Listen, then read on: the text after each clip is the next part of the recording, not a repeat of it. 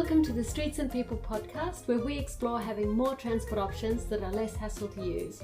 Hosted by Get Around Caboolture, we bring you 3 types of episodes. People and Projects share stories of change. Not Everyone Drives gives voice to non-drivers. Road Rules 360 unpacks road rules for people outside a car. Music by Grand Project, and let's make our Grand Project reimagining streets made for people. Today we're doing one of our People and Projects episodes. I have Andrew Talati in the studio with me. I'm here on Gubbi Gubbi country in Caboolture in Queensland. I know you, Andrew, because you had a product before and I thought that sounded really cool, and I had it actually on my website, and then you've changed product. So we're not going to be able to do that today. So there you go. And whereabouts are you, Andrew? I'm in Melbourne. We're in Joey land. My interest is community. You did mention that we are a technology platform, BunchRides, and we are still with that business or product, but now we've moved to a program being NeighbourlyRide. What made you interested in NeighbourlyRide? Well, it harks back to a good friend of mine, and I guess in small business or anything, when you're trying to do something different, eventually you'll hit a roadblock or a dead end. We hit a dead end. I had a chat, we caught up for coffee, and I said, Suzanne, I really don't know what to do when I've tried everything with BunchRides. What do we do next? She goes, oh, this thing called Garage Sale Trail. I don't know if you heard of it. It's once a year. Maybe you can do something similar for bike riding. And that was all about community engagement. It's also about neighbours not knowing one another. Only 1 in 5 people know their neighbours. So there's a way of people engaging and having that community connection. From there, we spurred, well, let's do an annual bike riding day for newbies or anyone that's not confident in riding a bike. And that started in 2017. Okay, so that's now 8 years ago. You started as a bike ride then, but you were doing BunchRides. So what is BunchRides, and are you still going to keep going with that? As you're aware, running's going gangbusters at the moment. You can see a lot of people running in groups. Park Run, for instance, has got a lot of locations nationally. And where we are now currently with running and jogging and walking, that's what happened back in 2010. And I registered BunchRides.com. And it's really for the enthusiast market, those that traditionally wear Lycra or mountain bikers, and bringing that, I guess, a higher end bike rider, having a means to find other bike riders or to find rides or to find groups, which, I personally had an issue at the time when I went on a holiday, took my bike in Echuca, which is on the Murray River. I was trying to find a local group, went for a ride, called the bike shop, because that's what you do. It's probably still what you do now, to find a local ride. Bike shop said they meet at this point. I went there at 8 a.m, ended up riding half an hour, seeing wheat fields and just plain road. I got back and then I actually saw the group at a cafe. I said, oh, where did you guys meet? They said, oh, we met at this spot here. So that was a genesis of creating BunchRides.com. We launched in 2013 and we did gain a lot of traction in the enthusiast market and in community, bringing people together. And it was predominantly males back then that were attracting. As we ran out of money, we looked at other means when our friends suggested doing something that was community, that wasn't for the high-end cyclists, just really trying to bring people together. Hence, we came up with NeighbourlyRide. End of last year, December 2024. That was our essence. We're about community. We're about bringing people together. We went back to our roots and recommenced in February, and it's been a roaring success since. It's really engaged the local community and help bring people together. So NeighbourlyRide, there's no S at the end of that, appears to be going gangbusters in a way that BunchRides didn't. So what do you sense is the reason why NeighbourlyRide works that BunchRides didn't? Well, funnily enough, I'm actually writing an article about that based on the early conversation. And to quote yourself, Wendy, when it clicks, it clicks. There's a very famous video by a gentleman called Simon Sinek. It's titled Start With Why. And why is the reason of being, your purpose, why you're doing it. And that's what resonates with people. BunchRides was about the what. When I was talking about BunchRides, there's always a what and how. Okay, what does it do? How does it do it? What really connects with people and what gets the emotional part of the engagement is really the why. Why do people want to be part of what you're doing? And NeighbourlyRide resonates very clearly. Our branding, our messaging, I guess our DNA is about helping with loneliness and isolation, bringing people together. And when you have that overarching messaging and purpose, it resonates through all your branding, through your communication. And that's where it has gone gangbusters at many, many levels, whether it's at a community level, whether it's at a local business level, a local government level. schools, bike shops. It encompasses everyone that is part of the local area. Where do you have your rides now? Is it all over Australia? Is it mostly Victoria, just Melbourne? Where are the rides taking place? First, we have a goal of being national at some point.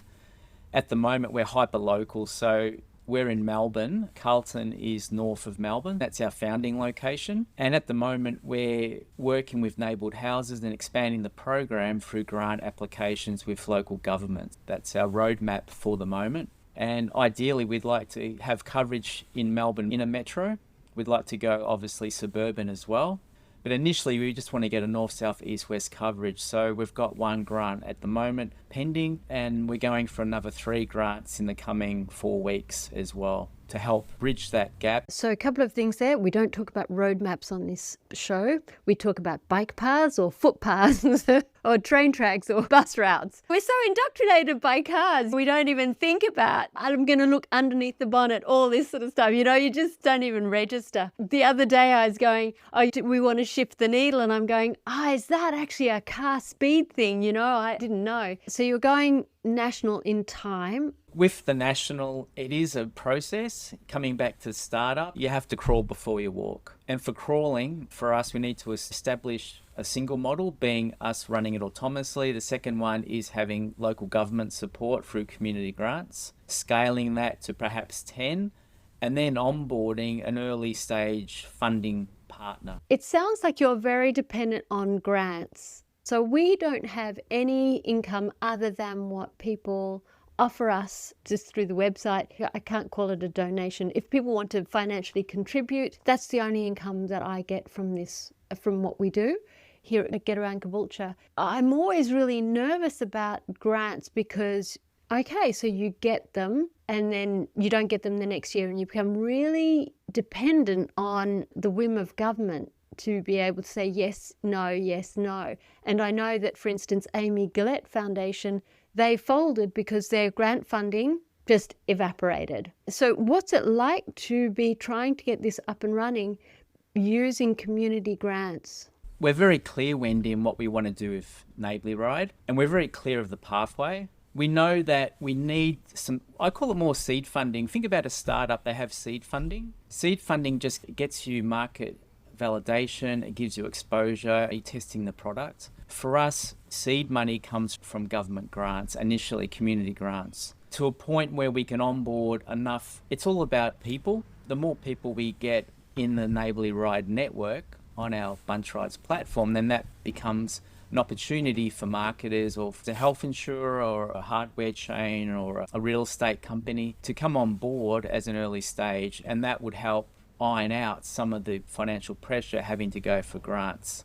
Someone said to me when I was talking to them, what do you need the money for? Where's most of your money? And they came back and said something I won't forget. It's a sprint to the start. And for our funding, the majority of the cost is actually establishing a NeighbourlyRide location. It's actually quite sustainable financially once it gets going. If council can meet the insurance, that's probably the biggest cost.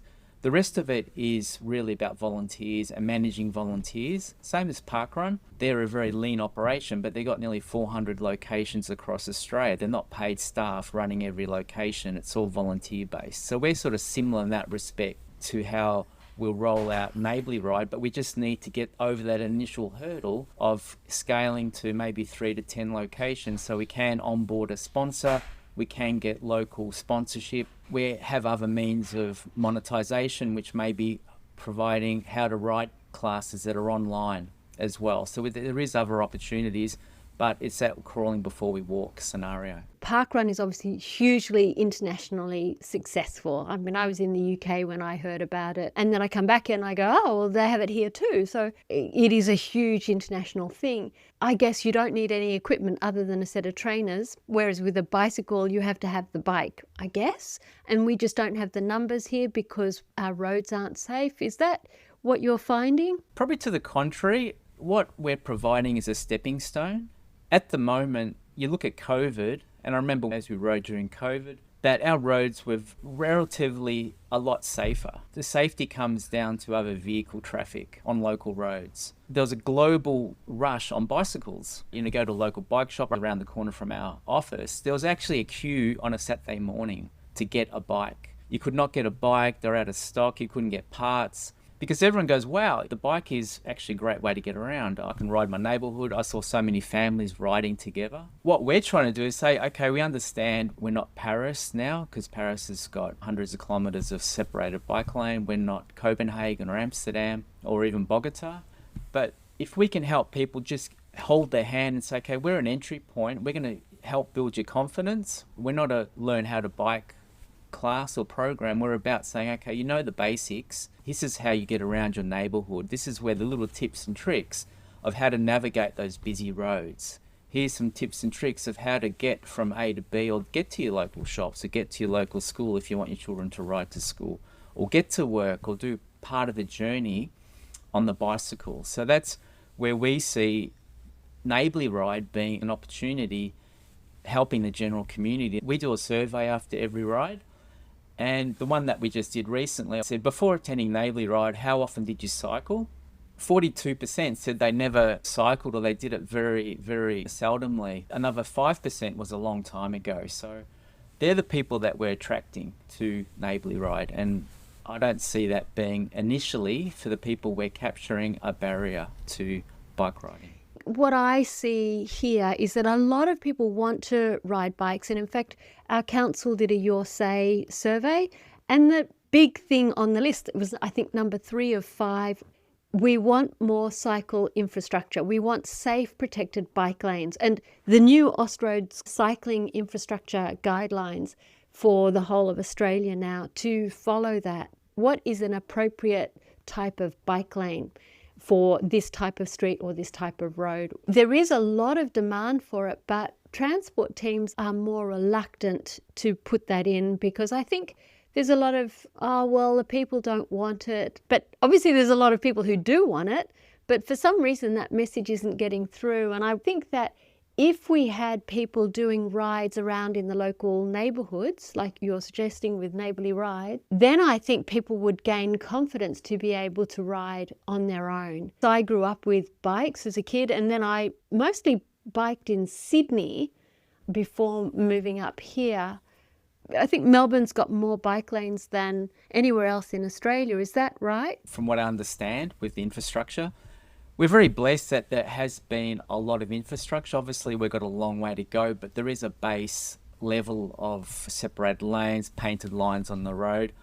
I think to your earlier point, it's a chicken and egg, and ultimately it's about breaking the chicken and egg. The chicken and egg being, okay, if we build it, they'll come, and they won't come unless we build it. So how do you break that cycle? I can see that if there's visibility of more people riding a bike, if there's more mums and dads riding a bike, if there's more people in the community riding a bike, it normalizes bike riding, and then it becomes not such a scary proposition to say, well, in our budget we're going to give % towards cycling infrastructure, or the local government will see the value based on the constituents, the residents, the ratepayers going, you know what, we're starting to bike ride, and we actually find it's a better way to move around our city, our neighbourhood, and we'd like to see more of it. So we're going to support local members who actually support infrastructure. I guess that's a genesis of how you get change, is either top down or the bottom up, and we're sort of taking a bottom up approach with NeighbourlyRide.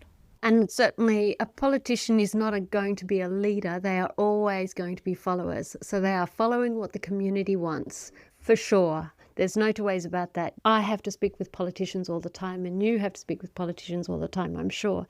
And there is this conversation with the community. We are responding to what the community wants. They want to get voted in. So, of course, that's what they do. Who do you find are most of the riders, maybe age, demographic, gender? It's quite varied. We have families. There's one gentleman that comes regularly with his 10 and 12-year-old. We have people in their 70s. I actually bumped into one of our regulars. She's actually was riding with another person she met on NeighbourlyRide. They're later in life.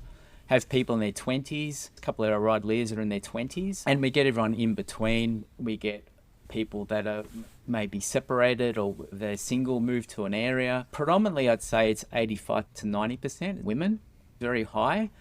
Us men feel we don't need to go on a ride, we know what to do, so predominantly it is mainly females. What we get is the building the confidence and also connecting as well. It can be anyone from 8 to 80, but predominantly it's probably mid-20s to mid-70s would be the age bracket, and everyone in between. Social isolation is a massive, massive problem. I read a statistic which was put together by Curtin University and Bank West. So this was done during the pandemic. People who are on low incomes, people with disabilities, children, obviously, and seniors. For people with disabilities, it was 30% of people with disabilities experience social isolation and loneliness. But for others in the general population, it was about 20%. And it was basically people who can't drive. And so it goes to show that if you make the infrastructure and the environment good for travelling and transport, and you do it in a group like that, that is a real game changer for people's sense of community, capacity, their own sense of self-esteem, their own sense of value, their own sense of confidence, feeling valued in the community, sense of dignity. Is that the sort of thing that you're coming across? Absolutely. I can't remember the statistics, like smoking so many cigarettes a day, how damaging it is to your health, being isolated. And yeah, we've definitely found that. Ending Loneliness Together is a charity, and they did a survey last year, and from memory, I think 18 to 25 age group and 65 plus experienced over 35% loneliness and isolation. And that was not just based on socio-economic situation, that was across the general community. And that's what we're finding with NeighbourlyRide. We've had people that have made friends on our ride, which is crazy because we've had 140 registered users for our BunchRides app on the NeighbourlyRide group page. And it's amazing to see it fostering those connections. And previously, there's a lot of negative connotations regarding loneliness, feeling lonely. It's just a symptom of what's happened with society as we've moved to a more isolated model. Everything is streamed into your house. You can get Uber Eats to your house or whatever other brand it is. You can actually work from home. We don't have milk bars. We don't have local greengrocers, butchers, etc. All the things that cultivate community, cultivate connections are no longer part of our general community. And unfortunately, what I see, the outcome of that is that people are less connected and don't have the opportunity to meet and speak with other people in real life. So that's what we're trying to help. And that's what we've found with NeighbourlyRide. That's why it does resonate, and it is going gangbusters because people love the community. Even last Sunday, I was actually shocked because, in a good way, I was onboarding our latest ride leader. We just went to the coffee shop just to have a quick debrief. It's literally 20 metres away from the start of NeighbourlyRide in Carlton. I said, hey, and she goes, hey, it's 5:02, I better go. And go, I'll go and check. It was raining, it was drizzling. And there might be one or two people. She came back and she said, Andrew, everyone's there. I go, what do you mean everyone's there? It's drizzling, it's cold. She goes, no, there's 12 people, everyone's there. It just shows the power of community and connection, that people were there for the ride, but for the people. And that's what we're trying to help address. Here in Caboolture, we have a fantastic vegetable and tree market, and it's just local producers. And so I go and I meet them all, and it absolutely gives me this sense of connection. But I've lived in lots of different places, and you just don't get that sense of connection in the same way that you do with the markets. And it strikes me that NeighbourlyRide is doing that, where you are part of a community. Actually, it does remind me, there's a place that I used to go to when I was learning to meditate, and it had the same people on a regular basis. And not everyone came to every class, but I'd see the same people often enough that I would get to know them and become on friendly terms. And that sense of community made a huge difference to my life and my sense that I was part of something. It sounds like that's exactly what it's providing for people who join NeighbourlyRide. Does that sound right? Absolutely. There's one woman, probably in her 70s, and she was a lapsed rider. That's a technical term, that you had ridden a bike when you're younger and taking it up later in life. And she was struggling on the rides, and she goes, look, I'd like to get an e-bike. She got an e-bike, it got stolen, and she struggled with the e-bike changing gears.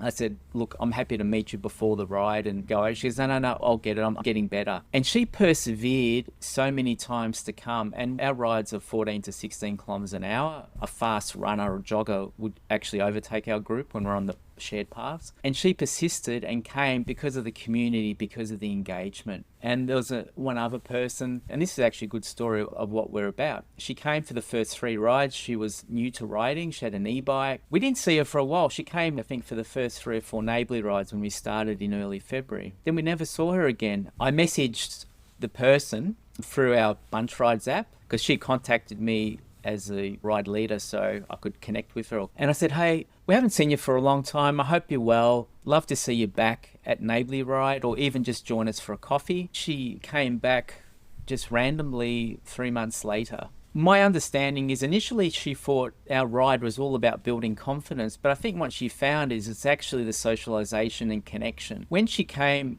because people can RSVP to our rides, and I actually messaged her after the ride. I said, hey, one of the other people I spoke to said they had a lovely conversation with you. They really enjoyed it. Coincidentally or not, she actually RSVP'd to the following week, and that was done within 20 minutes of me messaging her at the end of the day. And I think people have that feeling of wanting to be needed, wanted, appreciated, and feeling part of the community. And I feel just from that little interaction that she really felt needed and wanted, and has come back. She's RSVP'd to a few future neighbourly rides, which is a huge change from not seeing her over 3 months. That's really good. There's definitely a thing where you want to feel like, oh, you're not a burden on other people's time. I think we're sort of not used to socialising. We just don't know how to be in social situations anymore because all our community infrastructure has disintegrated. Obviously, I'm in Caboolture and I'm going, so when are you coming to Caboolture? Because I'm going, oh, this would be completely fantastic. But say our listener is in Melbourne, how do they find you, or what is something they can do to say, hey, we would love to have it here in Caboolture or wherever it is, or maybe the ACT or whatever. What can somebody in the community do who wants to have something like this? Probably to email us. Like I said, our initial pathway is through government grants, and we'd love to just really keep that communication with people that are interested, or unless there is a local government municipality that has a willingness to take on a program like ours, and there is funding for it, we're more than happy. Sunshine Coast, Caboolture, no matter where in Australia, we're happy to send one up. I actually spoke to another person in Alice Springs. He was working with Indigenous Health, and he said there are a lot of bike riders there that are very passionate that would volunteer to do this. So we are open, but we do need the support of a local government area, whether it's through the municipality health plan, whether it's through the community engagement or transport infrastructure or youth services, to go, wow, that's an amazing program. We'd like to get it up and running. So that all starts with that initial conversation with us. I was just thinking, I met somebody who works in the sport and rec team, and I was thinking, oh, I reckon they might be interested. So I might share the program with them. So say someone is at council at the bottom of the food chain, how can they do it? It's about just opening up the dialogue and understanding council has many departments. And because NeighbourlyRide, as bike riding, it's like a wicked problem, it does a lot of things. That's the power of what we're doing, is that we can appeal to different, mental health, we can appeal physical health, also social prescribing. That's another area. There's a lot of awareness being raised about how you can prescribe exercise, be it a gardening club, walking group, or even a NeighbourlyRide, as a means to prevent, say, type 2 diabetes. If people are exercising, we're not saying don't take medicine, but you can actually do it alongside having exercising through a community-based bike ride.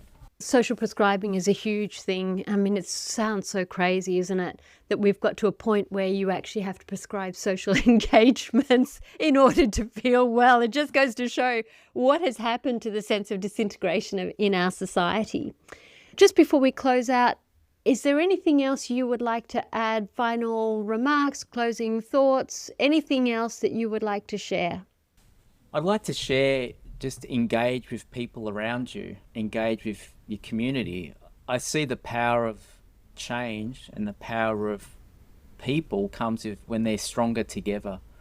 And I've seen this numerous times. It doesn't have to be of NeighbourlyRide, but just generally, whether it's in Caboolture, just engage with those people around you. If someone smiles or starts a conversation, just take the time to have a chat. You'll feel better. You'll have the oxytocin release. And that's what I'd say is that, it's all about that human connection. And as you've touched on, as a society, we've moved away from human connection. We've gone more digital. Everything's a digital connection rather than a real life connection. So my last thought or comment would be, if you see your neighbour, say hi, wave. I know they probably think you're crazy, but go up and have a chat to your neighbour. Get to know maybe one neighbour in your street.